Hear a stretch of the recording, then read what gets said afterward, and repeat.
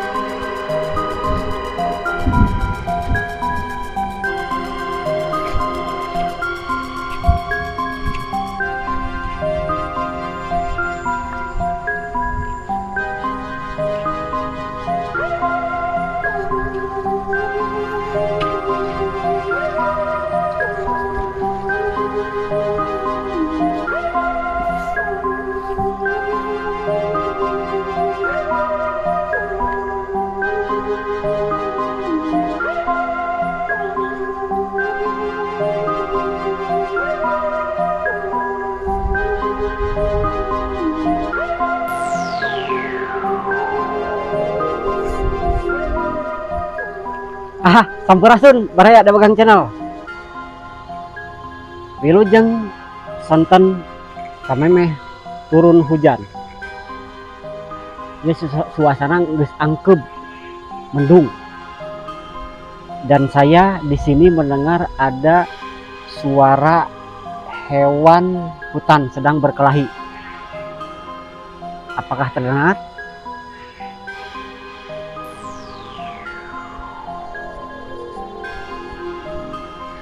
Kita berpenelusuran untuk mencari atau menemukan situs Batu Dakon, dan di wilayah Dawagung ada sisa artefak zaman peradaban Neolitikum sekitar tahun 2200 sebelum Masehi, dan di sini ada artefak yang ditinggalkan oleh leluhur kita.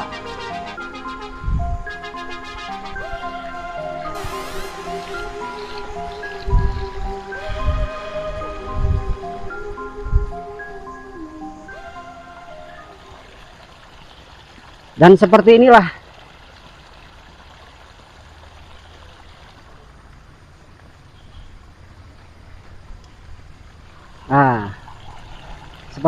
inilah yang disebut situs Batu Dakon. Bersihan kan?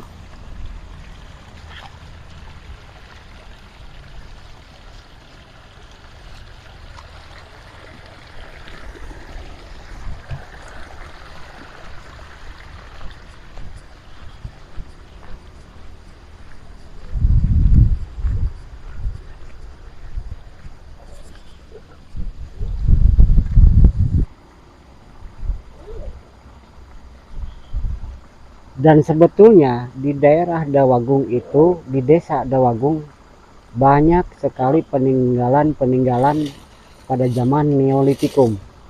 Ini adalah salah satunya. Dengan istilah para ilmuwan sejarawan,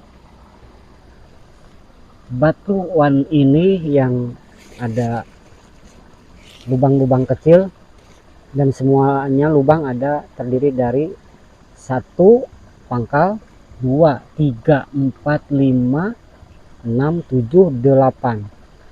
Semuanya ada 8. Ini adalah situs Batu Dakon. Dan kenapa ini somplak atau patah? Dulu pernah ada masyarakat yang tidak tahu dengan istilah penamaan situs, ada yang iseng, karena pada zaman itu masyarakat wilayah Dawagung apabila melewati tempat ini suka salam dengan punten. Dan kebiasaan itu pada zaman dahulu itu sering digunakan apabila masyarakat melewati satu tempat yang dianggap istimewa, utama, keramat ataupun bernuansa angker. Dan pada waktu itu bukan yang seperti sekarang ini yang terlihat sararaang, tertata rapi. Tidak seperti sekarang ini. Dulu ini masih sangat-sangat hium, geuman, angker kalau bahasa Indonesianya. Dan ini adalah salah satu pemicunya. Dan ada seorang masyarakat yang tidak percaya dengan keberadaan situs Batu Dakon dan energi yang terkandung di Batu Dakon. Katanya ini didagor. Coba Kang untuk view tempat dari video kita ambil. Saya pernah ke sini waktu tahun 2013. Sebetulnya ini tadinya itu tidak terlihat seperti sekarang. Ada gundukan tanah sejengkal mungkin, tertimbun tanah karena mungkin daripada menjadi bahasa yang umum kemusyrikan, ini ditimbun oleh masyarakat dan batu ini didagor. Apa yang terjadi? Ya seperti sekarang ini, somplak. Dan juga katanya beliau, oh ada apa ini, ada titingi beraya. Beliau yang merusak situs ini ketika ada kegiatan masyarakat yang lain sedang memotong pohon bambu besar gombong, terjadi kecelakaan. Sesudah ngedagor ya batu, dan apa yang terjadi saya tidak tahu dan tidak paham, dan saya tidak mau menyebutkan orangnya karena terjadi kecelakaan yang buat fatal. Bukannya harus percaya dengan itu atau jangan percaya. Kita berusaha untuk bijak dalam mensikapi segala sesuatu peninggalan leluhur. Dan ini adalah peninggalan leluhur pada masa 2500 sampai ke 2200 sebelum Masehi. Ini pada masa Neolitikum.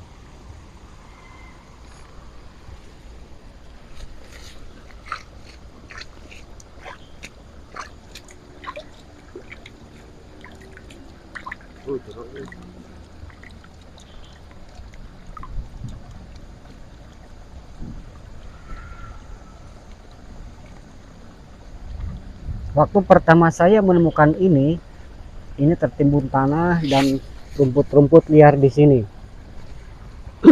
Dan masyarakat juga sekarang mengetahui bahwa di sini ada situs Neolitikum, walaupun hanya sekitar sekilas-sekilas saja. Aparat desa juga mereka sudah mengetahui situs Batu Dakon ini. Aparat kecamatan juga sudah mengetahui, Polsek dan Babinsanya, Kamtibmas apa itu Kang? Kamtibmas dan Babinsanya sudah pernah mengunjungi ke situs Batu Dakon. Dan seharusnya ini adalah salah satu ikon untuk Dawagung di desa Dawagung. Dan saya untuk mencoba mengangkat situs desa yang ada di Dawagung, salah satunya Batu Dakon. Dan masih banyak lagi seperti batu arsa lingga, berbagai macam bentuk. Bagusnya ini dibuat suatu benteng kecil untuk menjaga keutuhan situs Batu Dakon ini. Diameter Batu Dakon ini sekitar ada 60 cm. Dan saya pernah menggali ke bawah dan ternyata ke bawahnya juga 60 cm dan berbentuk seperti bulatan tengah, apa itu Kang? Sapotong, bulat sapotong. Seperti ya seperti telur tapi dipotong tengah ke bawahnya ini. Tertanam ke bawah ada 60 cm dan diameter 60 cm. Ada 8 eh, lubang batu dakon yang terdapat di Dawagung, Raja Polah, Tasikmalaya. Kang, itu bekas apa dulunya? Nah, saya kurang tahu, hanya saja menurut para ilmuwan yang sudah meneliti di tempat yang lain dengan sama seperti ini, situs batu dakon, tapi tidak sama yang ada di sini. Katanya dulunya adalah salah satu ciri adanya peradaban manusia, adanya pemukiman di tempat tertentu. Dan leluhur kita sudah mengenal tata cara berkehidupan, yang salah satunya sekarang kita sering melihat sawah-sawah. Itu adalah salah satu ciri leluhur kita sudah mendiami satu tempat dan tidak berpindah-pindah. Ada istilah leluhur kita adalah nomaden. Nah, itu peilmuan para sejarawan yang lain dan juga yang lainnya juga menyebutkan bahwa leluhur kita tidak semuanya nomaden. Dan salah satu ciri yang ada di Dawagung adalah batu dakon. Artinya leluhur kita mendiami di wilayah Dawagung itu sudah tidak nomaden, sudah menduduki tempat cicing atau bahasa nama, sudah membuat pemukiman dan mereka menetap di satu tempat. Salah satunya bukti yang tertinggal adalah batu dakon ini. Leluhur kita sudah menetap pada zaman sebelum Masehi, 2200 sebelum Masehi. Leluhur sudah menetap dan membuat pemukiman. Inilah salah satunya bukti yang tertinggal.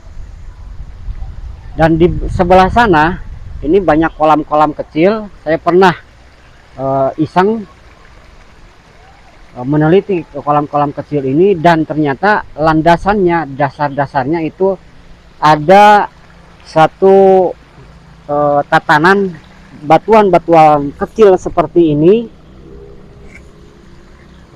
dibalaikan landasannya. Jadi bekas seperti tempat pemukiman. Mereka menetap di satu tempat dan mungkin terjadi bencana-bencana alam, erupsi ataupun banjir ataupun tanah longsor. Ya, sampai sekarang akhirnya situs tersebut terendam oleh air juga karena dibikin balong, dan juga pepohonan yang lain, dan juga tertimbun tanah. Akhirnya dibuatlah kolam-kolam kecil seperti ini.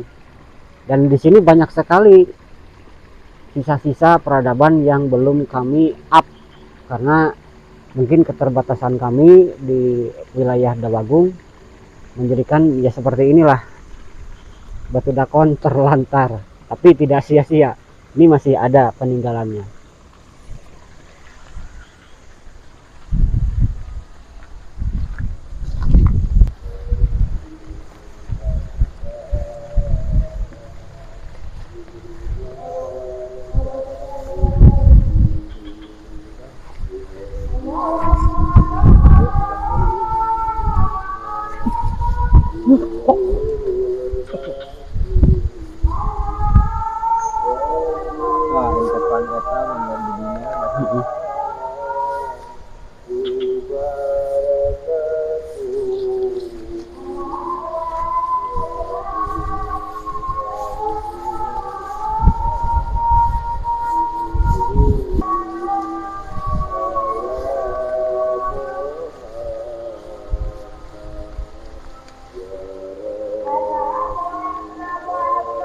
Nah, dulur Baraya Dawagung Channel, di kolam inilah saya menemukan ada bekas pemukiman zaman dahulu.